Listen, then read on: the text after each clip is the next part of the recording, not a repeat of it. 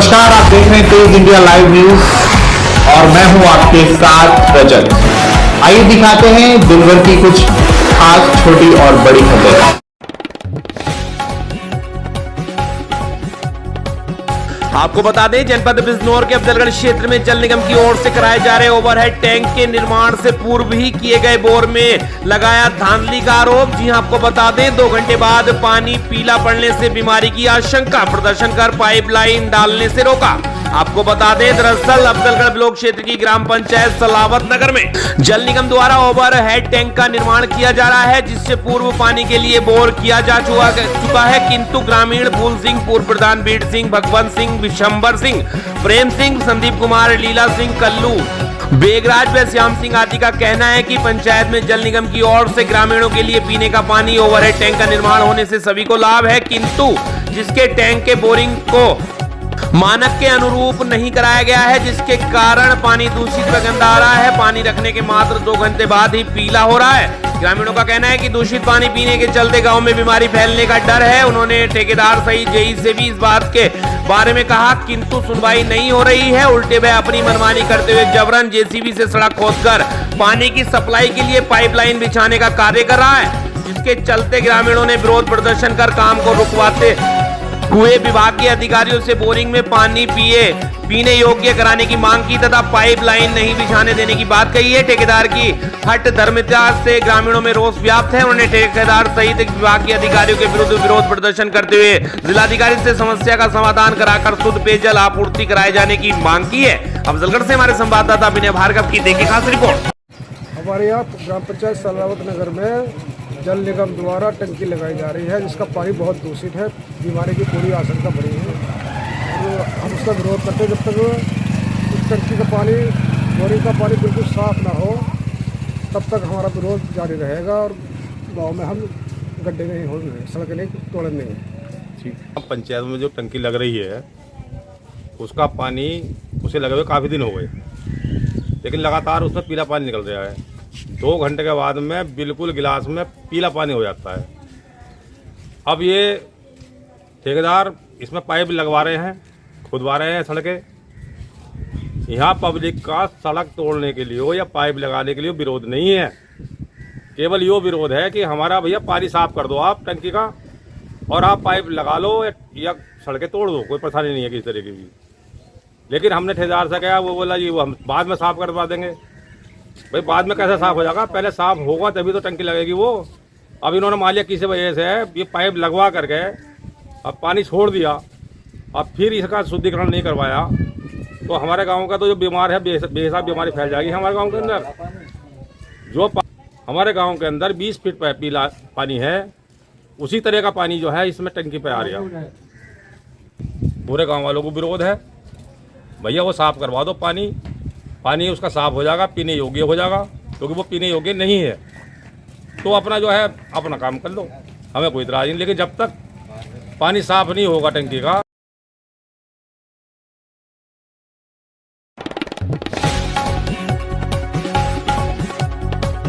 आपको बता दें, वही जनपद सहारनपुर में भाजपा के प्रदेश अध्यक्ष भूपेंद्र सिंह आज जैन बाग स्थित दिगंबर जैन मंदिर पहुंचे, जहां उन्होंने जैन मुनि 108 अनुपम सागर महाराज और 108 समंत सागर महाराज से आशीर्वाद लिया और केंद्र सरकार की 9 वर्ष की उपलब्धि की एक पत्रिका भी भेंट की। प्रदेश अध्यक्ष ने आजाद समाज पार्टी के राष्ट्रीय अध्यक्ष चंद्रशेखर पर हुए हमले की घटना को दुखद बताया। सहारनपुर से हमारे संवाददाता खुशनवाज खान की देखिए खास रिपोर्ट।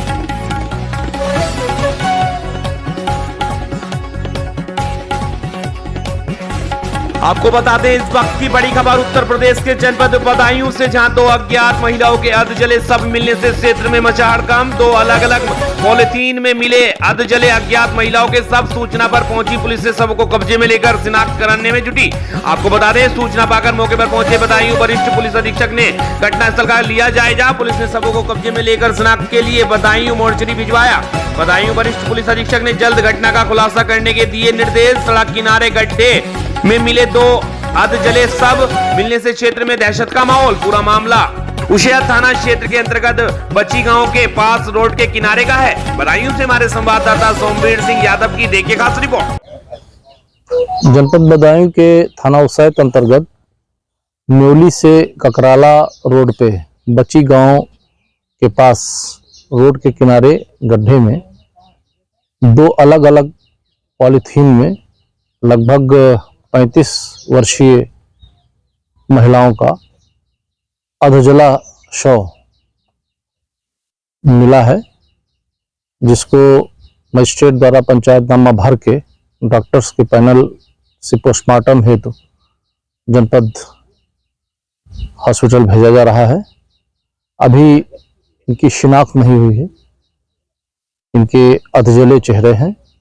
शिनाख्त का प्रयास किया जा रहा है तथा थाना उसाइत में इस संदर्भ में अभियोग पंजीकृत करके अग्रिम कार्रवाई की जाएगी।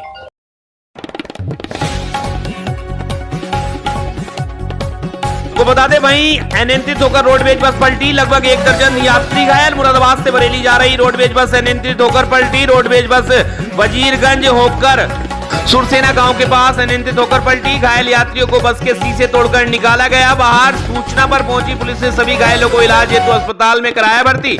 सभी घायल यात्रियों को सीएससी वजीरगंज पर कराया गया भर्ती। 3 यात्रियों की हालत गंभीर देखते हुए बदायूं जिला अस्पताल किया गया रेफर। पूरा मामला वजीरगंज के गांव सुरसेना के पास का है। बदायूं से हमारे संवाददाता सोमवीर सिंह की देखिए खास रिपोर्ट।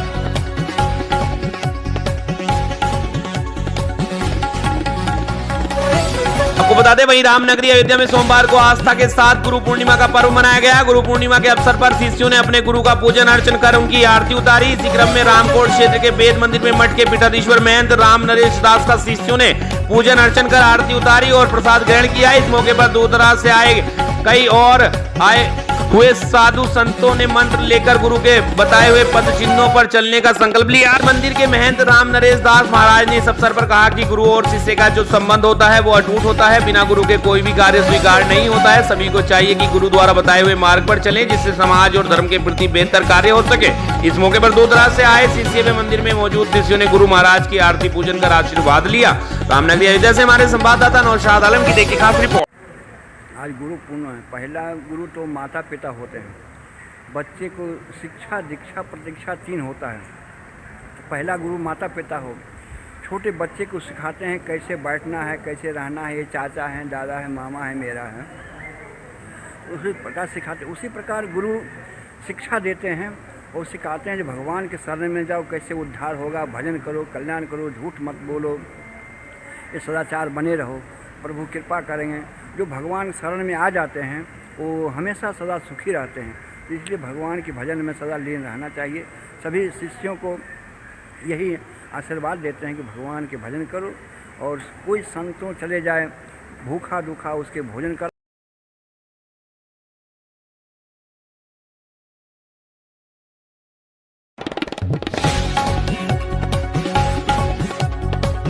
आपको बता दें वहीं खबर जनपद कासगंज के थाना सहावर क्षेत्र अंतर्गत गांव प्रतापपुर के पास सैकड़ों वर्ष पूर्व बने गोराहा नहर के पुल की है, जहां उक्त नहर का पुल पिछले कई वर्षों से टूटा हुआ है और पुल के दोनों तरफ की रेलिंग भी कई सालों से टूटी पड़ी है। उपरोक्त नहर के पुल पर आए दिन भीषण हादसे घटित होते रहते हैं। आपको बता दें कि नजदीकी क्षेत्र की जनता ने कई बार सिंचाई विभाग व लोक निर्माण विभाग से उपरोक्त नहर के पुल का निर्माण कराने की गुहार लगाई है, लेकिन प्रशासन के कानों पर जूं तक नहीं रेंगी। इसी के साथ आपको बताते चले कि मौजूदा क्षेत्रीय सांसद विधायक से भी क्षेत्रीय जनता ने उपरोक्त नहर के पुल का नए सिरे से निर्माण कराने के लिए गुहार लगाई, लेकिन जनप्रतिनिधियों को मलाई चाटने से ही फुर्सत नहीं है। आपको बताते चले उपरोक्त नहर के पुल पर हर समय भारी वाहनों का आवागमन बना रहता है। उपरोक्त नहर के पुल पर किसी भी समय बड़ा हादसा घटित हो सकता है। इसलिए क्षेत्र की जनता की मांग है कि अतिशीघ्र नहर के टूटे हुए पुल के स्थान पर नए पुल का निर्माण कराया जा सके। जनपद कासगंज से हमारे संवाददाता रामेश्वर सिंह की देखिए खास रिपोर्ट। पानी देखिए, गड्ढा देखिए इधर, ये देखिए कभी भी हादसा का शिकार कोई भी व्यक्ति हो सकता है, किसी की भी गाड़ी जा सकती है। ग्रामीणों से बात करके आप एक बार चर्चा का विषय बनाइए। आप लोगों ने ये पुल टूटा है, किसी से शिकायत की है? बहुत शिकायत की है, लेकिन किसी ने इस तरफ ध्यान नहीं दिया। कोई ध्यान नहीं दे रहे। अपने क्षेत्रीय विधायक हैं, सांसद जी हैं, कभी इस रास्ते से गुजरे हैं? सभी गुजरते रहते हैं, लेकिन उन्होंने इस तरफ कोई ध्यान नहीं दिया। कोई ध्यान नहीं दिया। PWD विभाग, सिंचाई विभाग से कभी लिखित में शिकायत की है? सब लिखा है, लिखित सब दी गई है, लेकिन कोई एक्शन नहीं लिया गया। कोई एक्शन नहीं लिया। मेरा सिंचाई विभाग से निवेदन ये है कि अतिशीघ्र इस पुलिया का निर्माण दोनों तरफ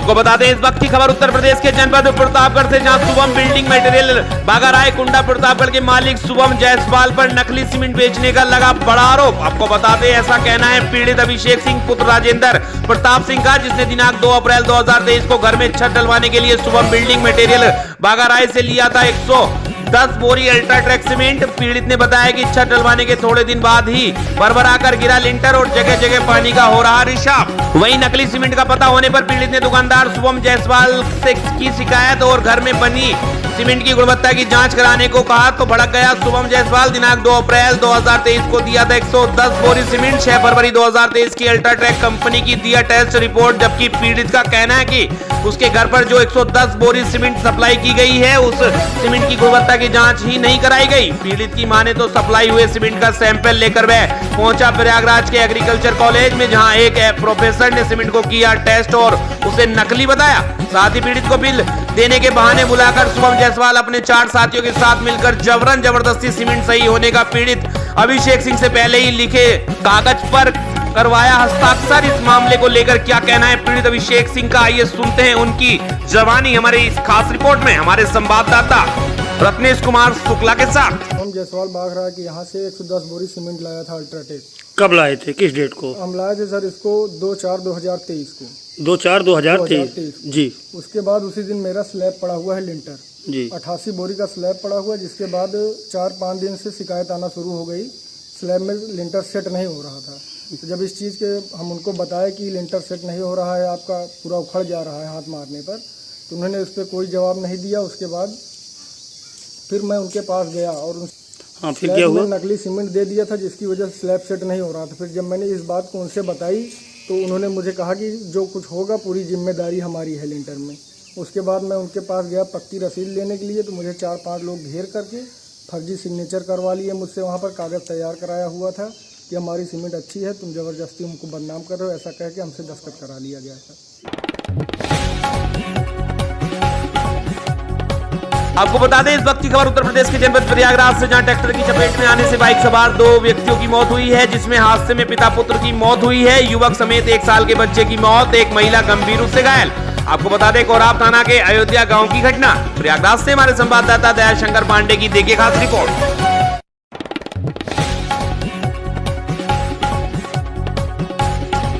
को बता दें वहीं जनपद प्रयागराज के रामबाग चौराहे की सड़कों पर बड़े बड़े गड्ढे की वजह से सवारी से भरी ई रिक्शा पलट गई, जिससे ई रिक्शा में बैठी मां और बेटी घायल हो गई हैं। ई रिक्शा पलटने से ही मौके पर मौजूद ट्रैफिक पुलिस और लोगों ने रिक्शा के नीचे दबे हुए लोगों को बाहर निकाला। प्रयागराज से हमारे संवाददाता दयाशंकर पांडे की देखिए खास रिपोर्ट।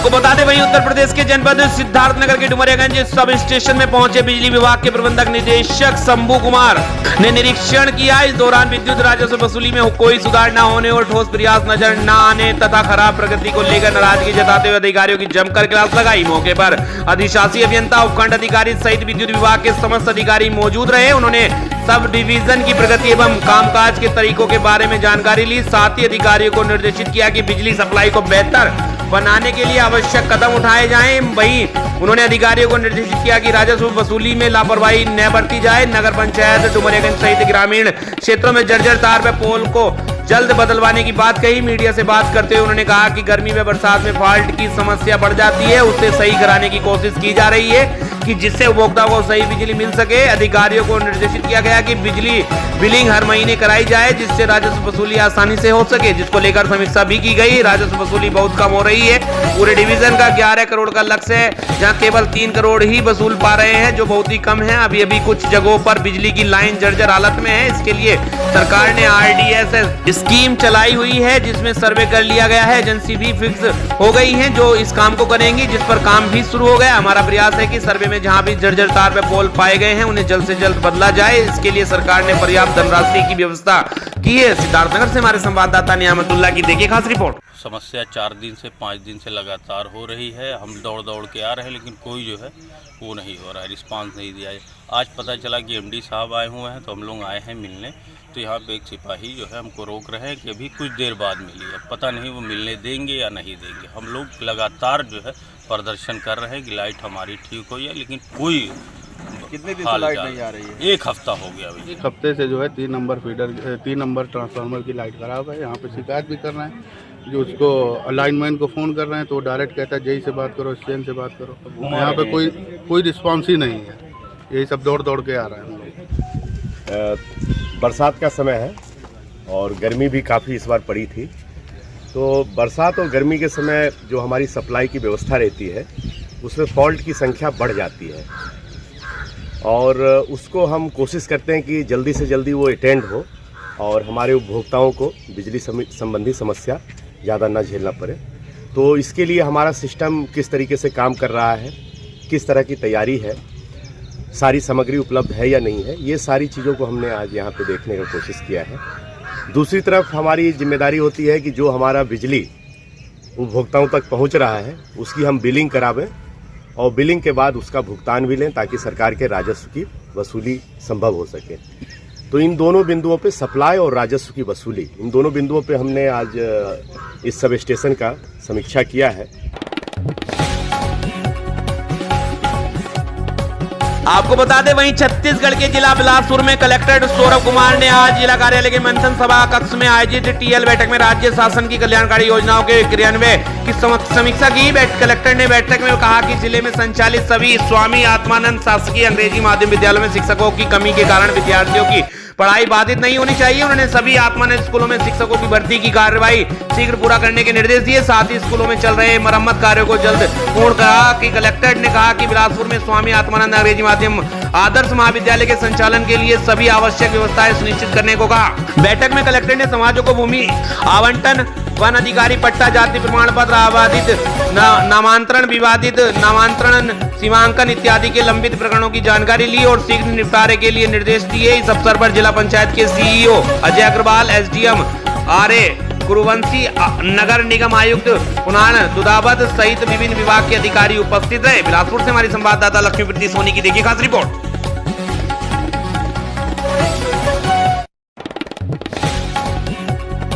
छत्तीसगढ़ के जिला बिलासपुर में जिला पंचायत के मुख्य कार्यपालन अधिकारी अजय अग्रवाल की अध्यक्षता में व्यापार एवं उद्योग संघ की बैठक जिला पंचायत कार्यालय के सभा कक्ष में हुई। बैठक में महात्मा गांधी ग्रामीण औद्योगिक पार्क रीपा के तहत संचालित गतिविधियों के सफल संचालन एवं उनमें उत्पादित उत्पादकों की गुणवत्ता, मार्केटिंग, ब्रांडिंग इत्यादि के विषय को लेकर उपस्थित उद्यमी व्यापारियों के साथ विस्तार से विचार विमर्श किया गया। जिला पंचायत सीईओ ने कहा कि ग्रामीण अर्थव्यवस्था को सुदृढ़ करने एवं ग्रामीणों को आर्थिक रूप से आत्मनिर्भर बनाने की दिशा में बेहद कारगर बताते हुए रीपा योजना के क्रियान्वयन में सभी से सहयोग की अपेक्षा की। विभिन्न विभागों के अधिकारी एवं कर्मचारियों के साथ युवा उद्यमी व्यापारियों ने अपनी सहभागिता के साथ रीपा में मिलकर कार्य करने पर सहमति जताई। बिलासपुर से हमारी संवाददाता लक्ष्मीप्रीति सोनी की देखिए खास रिपोर्ट।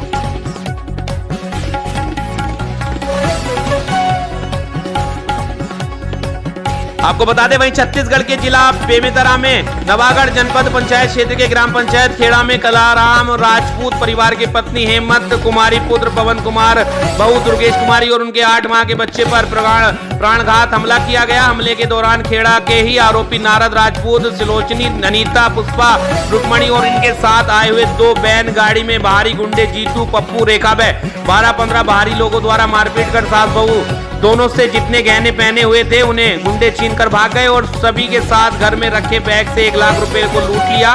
पीड़ित हेमंत कुमारी द्वारा बताया गया कि 40 तोला कंठल चांदी तथा 50 तोला करथन चांदी, 6 मासक लॉकेट सोना। वहीं पीड़ित दुर्गेश्वरी द्वारा बताया गया कि 40 तोला पैरी चांदी, 60 तोला करथन चांदी व 6 मासा लॉकेट सोना सभी को लूट कर भाग गए हैं। बेमेतरा से हमारे संवाददाता कमल मनहरे की देखिए खास रिपोर्ट। और मैं आपके साथ कमल मनहरे और आज हम आए हुए हैं ग्राम पंचायत खेड़ा में। यहाँ के ग्रामीणों द्वारा बताया गया है कि बाहरी लोग और गांव वाले द्वारा मिलकर जान से मारने का कोशिश किया गया है। तो इन लोगों से जानते हैं क्या कारण से इन लोगों के ऊपर हमला किया गया। क्या नाम है? कौन सा गाँव के? खेड़ा। कौन आदमी है जो आप उन पर जान से मारे?